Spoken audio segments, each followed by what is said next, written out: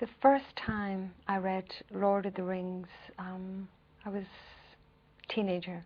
I was drawn to it, I suppose, because of, having a grandfather who told me a lot of stories, mythology, and I was very drawn to it because of this, and just picked it up. Despite it being a very big book, I could not put it down once I started to read it.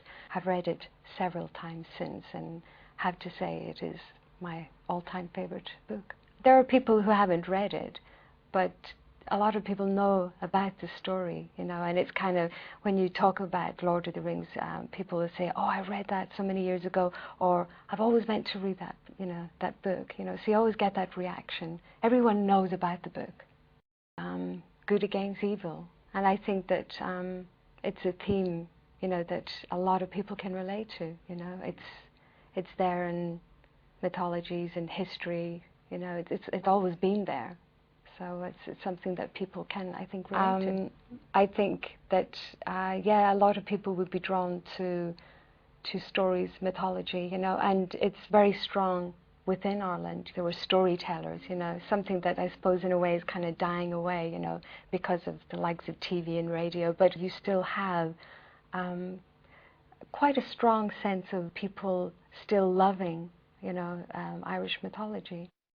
When I heard firstly about the film was from Roger Ames, who's the chairman of Warner Music, and I was having lunch with himself and Nicky Ryan, who's the producer I work with, and Roma Ryan, who's the lyricist who works with me. It was about 2 years ago, and he mentioned about that the Lord of the Rings, they were making the movie, and he knew that I was a terribly big fan, and so was Roma, and kind of mentioned about, would we be interested, and it was like, of course, I would love to be involved, but at that stage I was working on my own album and really didn't know how it would work out. Would it happen? Would it not happen, Then it was the beginning of May, and that was kind of, I had been promoting A Day Without Rain for the last sort of 7 months, and it was coming up to the end of the promotion. And I remember saying at that time, even though we were supposed to take a break and take a holiday, I remember saying I would work through summer if there was the opportunity to work on Lord of the Rings. And the call actually came from the director. Nicky had never read the book, and the director, Peter Jackson, he was quite anxious about his reaction as well, because he wanted to see, for people, there are a lot of people who haven't read the book, like I mentioned, and he's hoping to be able to reach out to quite a vast audience to introduce Lord of the Rings to everyone worldwide. They actually had done a very rough edit of the film, and we were the first 3 outside of the people who were involved, in the movie to actually view it. I was quite anxious to see what the reaction to what we felt, because he knew I was a big fan, and he was quite anxious to see how I would react. And I have to say it works, definitely, because it was just wonderful. Well, after meeting with Peter Jackson, he pointed out that he wanted me to sing and to write the end title song. And what he felt, though, because there's such a beautiful flow to the actual film itself, he wanted also that my voice was introduced somewhere else. And so there's this beautiful romantic moment where 2 main characters, which is Arwen and Aragorn, and they have this beautiful moment on this bridge, and it really inspired me to write, I suppose, it's their moment, a song to them, and it's called Aniron, which to translate means I desire. I didn't feel any pressure, that actually the inspiration, because of the visual, was so beautiful. It was there with me when I went to write that melody. The other song, May It Be, the end title, because it wasn't with a visual, I didn't feel, you know, too pressurized, you know, but I did have an idea as to what direction Peter was hoping, you know, that the song would veer in. Everybody kind of knows that there was a few languages created, you know, for the elves. Roma immediately, she knew what language they actually spoke. It's a forbidden language that the elves spoke only amongst themselves in Rivendell and at St. Aaron. And she thought it would be really beautiful if the song was completely sung in this language.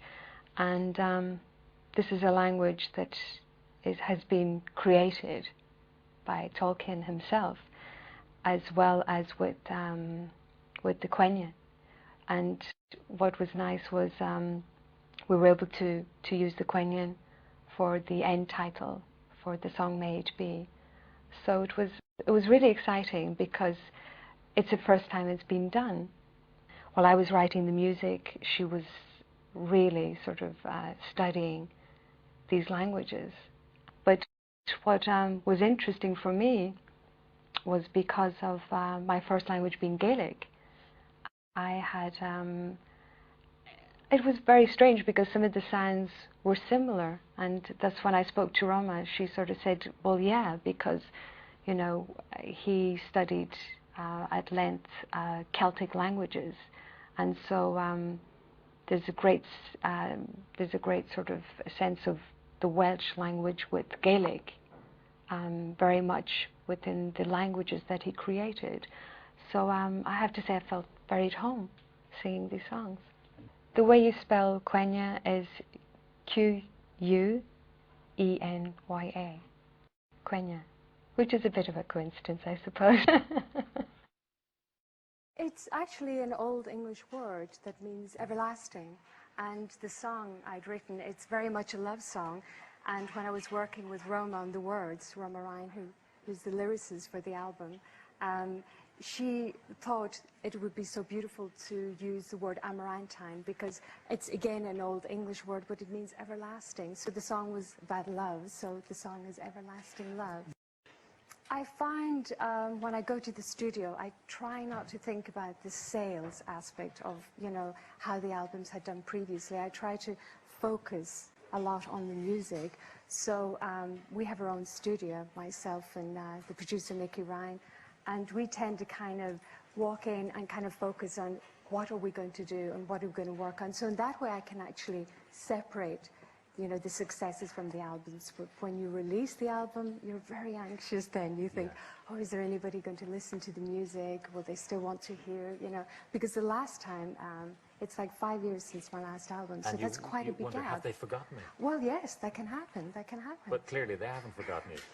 It's worldwide, really, because Japan, I'm still though. on Japan and Europe, and, you know, I'm still on the promotional trip. You are the #1 female artist in Japan, I hear. Yeah, yes. Yeah. Which is kind of funny, because when you're at home, you kind of lead a very quiet life, don't you? Yes, I do, because I find you know, I work a lot on the music, and then when I'm promoting, it's like you're in every city, you know, you're in Tokyo, you're in New York, you're in LA, and it's a lot of time, and I enjoy it, my work, but then I'm very guarded to my own time, as they say. Yeah. Now, are you a recluse? Well, what do you think? Well, I don't see the Queens in Dalkey very often for a pint, let's put it that way. I'd be more likely in a restaurant with, you know, friends and... So you're not a recluse? No. I mean, the word recluse, it depends how you define it, but like the fact some people see me as locking doors and staying, you know. I want to be like alone. how would I get the albums done, you know, because every day I'm working, or so far I've been just traveling abroad, so sometimes I don't spend a lot of time in Ireland. You had that scare where your housekeeper was actually, was it held hostage? Yeah, it's something that has happened since the success of, you know, my first album. I have to say that there are pros and cons to success, and one of the con aspect is that I've had stalkers from day one, and it's something that, you know, when it happens, it's quite traumatic. but I tend not to try and give it a lot of space, and I try to move on with what I'm doing. I mean, I just went back into the studio, not to give it a lot of space, because if it's an ongoing problem, I don't want to be so scared that I won't walk the street and become then a recluse. Yeah, and then you would, as you say, you would then become a recluse. But in terms of stuff, I mean, is it more than one, or do you know? Oh, yeah. You've lots? There's quite a few of them, yeah.